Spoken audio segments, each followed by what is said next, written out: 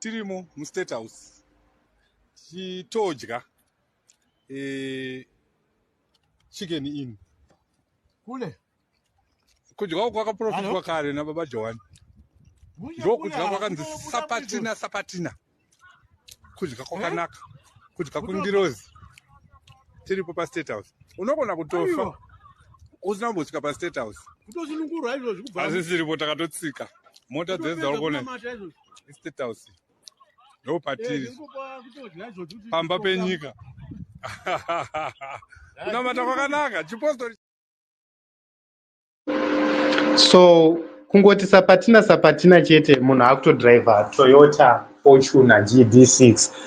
That is what Madzibaba Witness Chivayo is doing to make sure that the Mafidi dynasty gets as much sympathy as possible within the Masowe kana kuti Mapostori sect.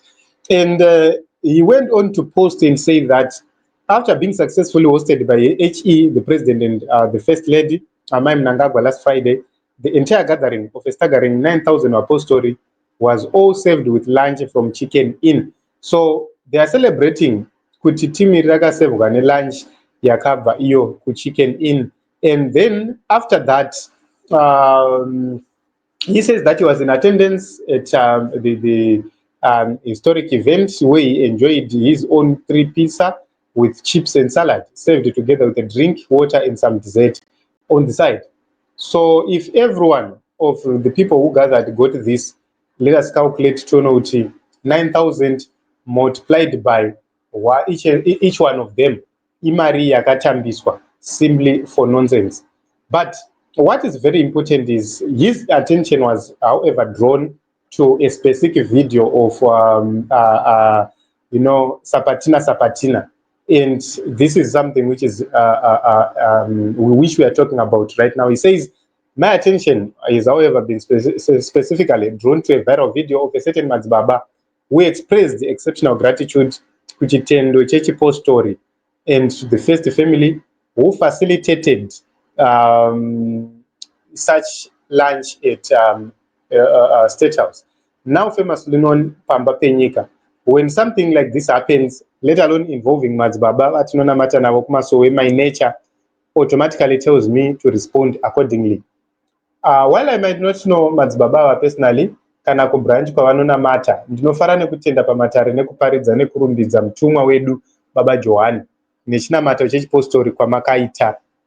Chokwadi tigere mumazwi echiprofita chaBaba Johani, nokuti zvose zvatinoona nhasi zvakaprofitwa kare. Rugare, motokari, ndege, pfuma kana chikafu chatinodya, zvese zvine tsananguro dzakapiwa nechiprofita chaBaba Johani. Ndinokutendai uye murambe muchiparidza shoko rekunaka kwaMwari nekudada nechinamato chedu semapostori.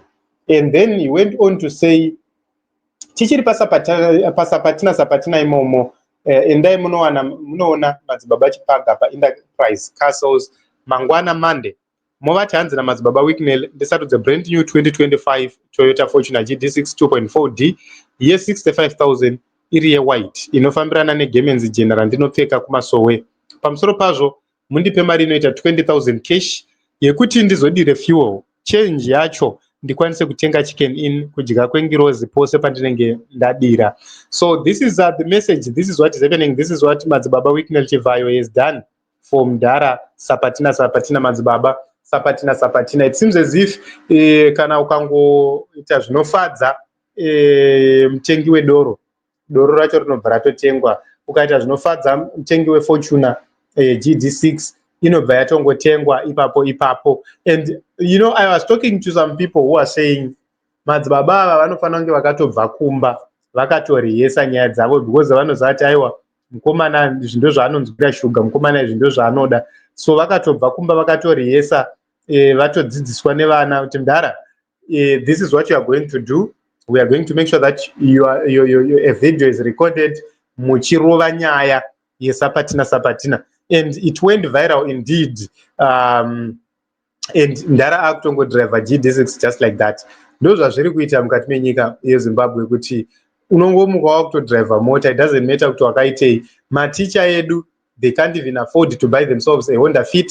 Vakaona zvakakodzera ivo kuti vakwidze duty number one, to be almost 100%. Number two, vakaona zvakakodzera ivo kuti vange vachiti motikari dzinobvumirwa kupinda munyika dzinge dziri motikari dziri 10 years and below, which means they are more expensive. Saka that made our doctors, our teachers, our police, our nurses, and everyone else within the civil service not to be able to afford, except for those who are 10 years vari muservice vanozowanawo rebate, but vamwe vese pakashata, guys.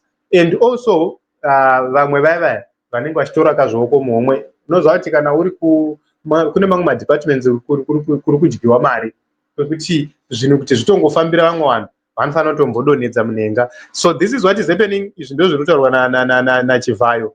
Mari yenyika iri kuenda kusapatina. Hanzi ndinotenda madzibaba madzora nyika muri muparidzi, rambai muchitaurira nyika ina mate nekuti ndiko kutumwa kwakaitwa baba Johani. Hanzi haleluya. Okay, so sapatina kungoti sapatina chete zvako zvatoita.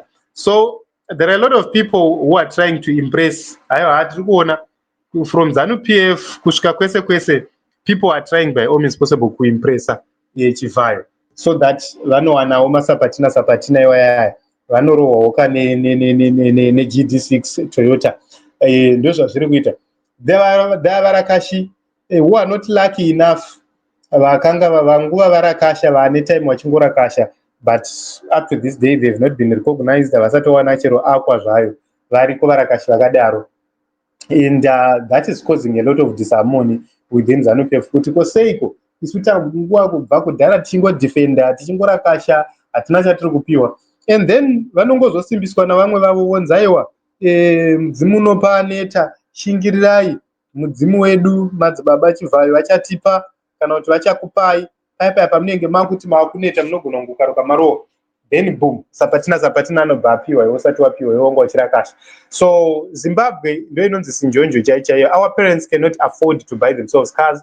They rely on people like Wycliffe Chivayo for survival and for them to be able to drive cars. So you see that this is something which is so sad. Those are zvinoita izvozvo munyika yeZimbabwe. No one cares for anybody. Each and every person is fighting for his own interests. Ndonyaya dzachomamirira dzakaita. Isusu takamira papi? Isusu vana veZimbabwe takamira paMukomana, takamira pana Chamisa, takamira paShanduko, takamira tichiti isusu whatever which happens in the nation of Zimbabwe, at the end of the day we need change, and we believe that only Nelson Chamisa can lead Zimbabwe into a peaceful, prosperous and a better transition, which means as much as those who are fighting for change in the nation of Zimbabwe are doing whatever which they want to do, they must remember at the end kuti vanofana kupa Mukomana chinhu chake. So we applaud ZANU-PF for continuous infighting. We applaud each and every faction for whatever which they are doing to outmaneuver each other, but we encourage them to do more such that they take each other out, they destroy ZANU-PF from within, and they destroy the system which has been in existence since the colonial era. So this is what we are praying for.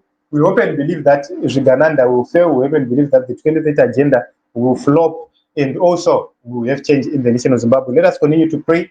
Let us continue to be united and to make sure that we support President Advocate Nelson Chamisa.